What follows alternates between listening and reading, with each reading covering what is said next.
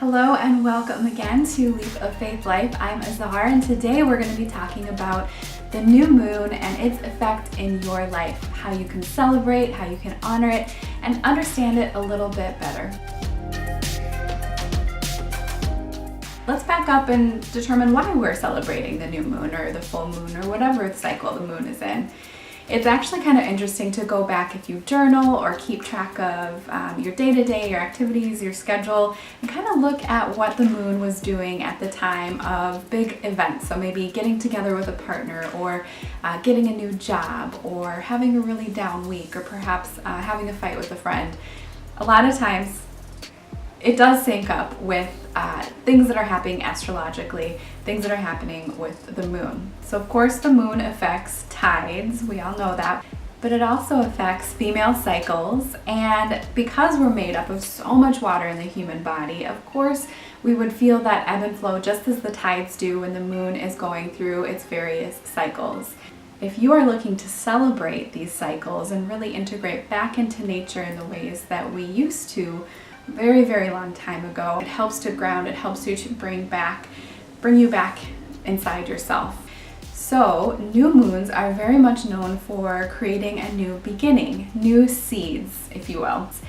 Things that you can plant, so new beginnings. So if you think about that plant, when you put it into the soil, you nourish it with water and sunlight, and it begins to slowly grow up into a very, very strong, beautiful plant. What is something that you would like to start in your own life in the same way? Maybe it's a project or a relationship that you'd like to call into your life. Maybe it is just a new habit that you would like to start. The new moon really, really supports us starting out new habits, new ideas, new projects, and why not utilize and harness that energy? There's a lot of different ways that you can celebrate the new moon. And it can all first start out with you gathering little bits of materials around to have for your space or for your altar or however you would like to practice. So a few days before the new moon, it's great to gather herbs and crystals, pictures, thinking about different words that you want to associate with whatever you'd like to start. Earth elements, air elements, water elements, and fire elements. So what can those things be? So rocks are great for earth elements if you have a little bit of sand.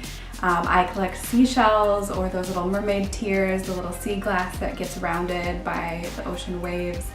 Anything that really represents water to you or earth to you. It could even be a plant of some kind. Fire, of course, can be a candle or something that is orange or red in color, and air can be anything from perhaps a feather that you've collected on a walk or anything else that feels a little bit airy. Also just be little things that are really special and important for you that are little mementos or little statues or things like that that really mean a lot to you. Of course, getting out your journal or finding something that you'd like to write in are all the materials that you might need. Also gathering some Epsom salt for your cleansing bath or just some regular salt in general. Himalayan salt or table salt is good.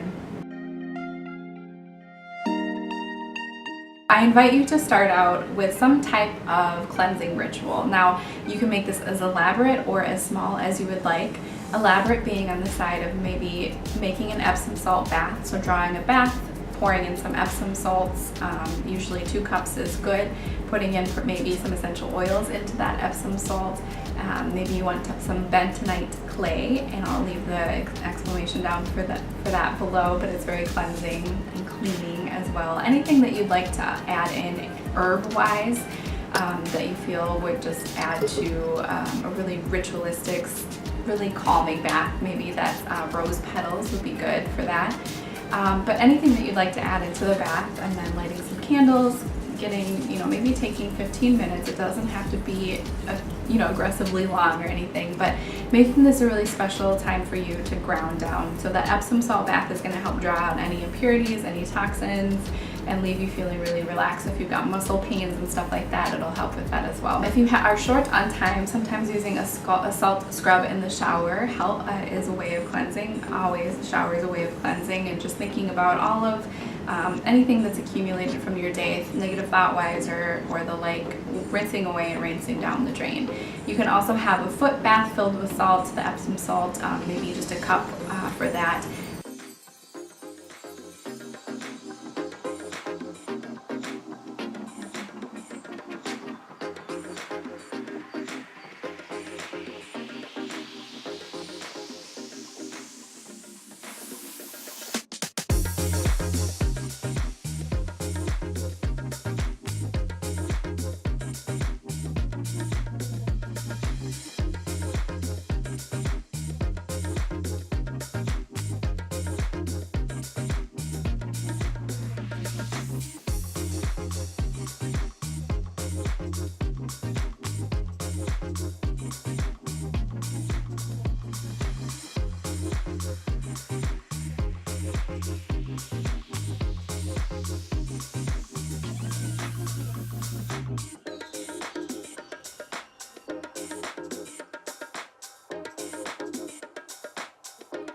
Declaring those intentions on that slip of paper is very powerful. You can roll it up then into a little tiny slip, little tiny nugget, and act as that as though it's a seed. And if you are inside in an apartment during the winter time, it's somewhere cold, planting it into a plant that you have nearby and just kind of pushing it in there into the soil where you can't see it, covering it up, and having that be your planting of the new seed of your new intention. If it's warm out, you're in somewhere warm climate, you can also take it outside somewhere in your yard or somewhere that is sacred to you and press it into the earth, plant it into the earth, and having the intention in your mind that you're planting the seed, a new beginning, and saying something to kind of end that, and having it say, and blessed be, or and so it is, or however you'd like to phrase it in your mind as you're planting it. If you did do a vision board or a journal, it is nice to go back to that in the subsequent new moons or full moons and just check out that intention that you had for yourself. I do encourage some way of reminding yourself of that intention, and perhaps having an altar set up all the time if you've got the space for that. Placing your new moon intentions there in some way, shape, or form, just to kind of remind you of that intention, of that dream, of that wish, of that goal.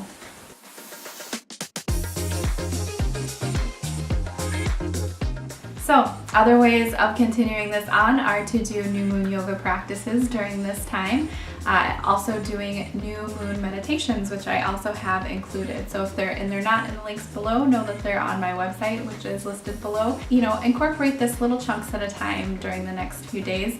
So during a new moon, 3 days before and 3 days after are particularly good and powerful for doing any type of ceremony or intention. And again, you can make this as small or as large as you'd like. So if you're feeling like not a lot of energy during the new moon, but you do want to do a little something, take one little snippet of this and make it your own, and know that any intention that you have is going to be great and big and powerful.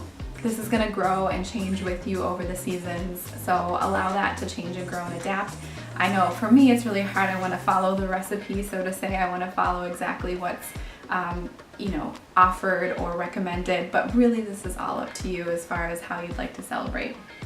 And as always, leave any comments, questions below. Subscribe to the channel if you'd like more tips and tricks along these lines. Happy new moon, happy new beginnings, and I hope for the best for you guys. I send out all the good light, love, and energy during this time for you, during your own ritual, during your own ceremonies, and I hope that you have a lovely, lovely rest of your new moon.